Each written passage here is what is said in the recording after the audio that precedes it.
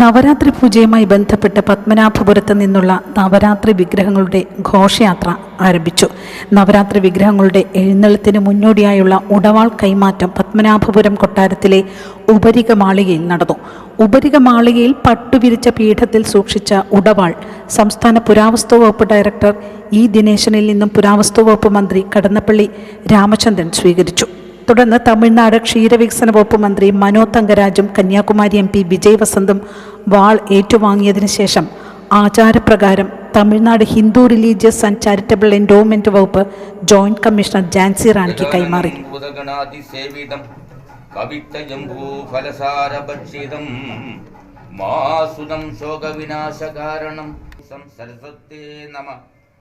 ഓം ശാന്താകാരം ഭുജഗശയനം സർവലോകൈകനാഥം.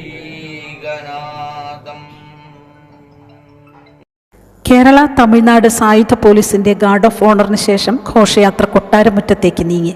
തുടർന്ന് തിരുവനന്തപുരത്തേക്ക് പുറപ്പെട്ടു. രാവിലെ 9 തേവാരക്കെട്ട് സരസ്വതി ദേവി വിഗ്രഹം ആനപ്പുറത്തേറി ഘോഷയാത്രയായി പുറത്തേക്ക് എഴുന്നള്ളി. തൊട്ടു പിന്നാലെ അലങ്കരിച്ച 2 പല്ലക്കുകളിലായി വേളിമല കുമാരസ്വാമിയും ശുചീന്ദ്രം 300 നങ്കയും നീങ്ങി. രാത്രിയോടെ കുഴിത്തുറ മഹാദേവ ക്ഷേത്രത്തിലെത്തുന്ന വിഗ്രഹങ്ങൾ അവിടെ ഇറക്കി പൂജ നടത്തും.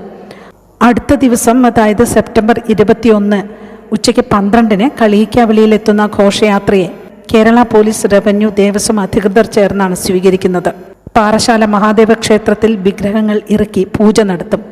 തുടർന്ന് ഘോഷയാത്ര നെയ്യാറ്റിൻകര ശ്രീകൃഷ്ണസ്വാമി ക്ഷേത്രത്തിലെത്തും. ഘോഷയാത്ര 22 വൈകിട്ട് തിരുവനന്തപുരത്തെത്തുന്നതോടെ നവരാത്രി ആഘോഷങ്ങൾ തുടങ്ങും. സന്ധ്യയോടെ ഘോഷയാത്ര കിഴക്കേക്കോട്ടയിലെത്തുമ്പോൾ ശ്രീ പത്മനാഭസ്വാമി ക്ഷേത്രത്തിൽ ഉടവാൾ ഏറ്റുവാങ്ങി ആചാരപ്രകാരം വരവേൽക്കും. പത്മതീർത്ഥത്തിലെ ആറാട്ടിനു ശേഷം നവരാത്രി മണ്ഡപത്തിൽ സരസ്വതി ദേവിയെ ഒക്ടോബർ 4 വരെ പൂജയ്ക്കിരുത്തും. കരമന മുതൽ വെള്ളിക്കുതിരപ്പുറത്ത് എഴുന്നള്ളിക്കുന്ന കുമാരസ്വാമിയെ ആര്യശാല ദേവീക്ഷേത്രത്തിലും 300 നങ്കയെ ചെന്തിട്ട ദേവീക്ഷേത്രത്തിലും പൂജയ്ക്കിരുത്തും. നവരാത്രി പൂജയ്ക്ക് ശേഷം ഒരു ദിവസത്തെ നല്ലിരുപ്പിന് ശേഷം 3 വിഗ്രഹങ്ങളും തിരുവനന്തപുരത്ത് നിന്നും തിരിച്ചെഴുന്നള്ളത്തായി പത്മനാഭപുരത്തേക്ക് പുറപ്പെടും.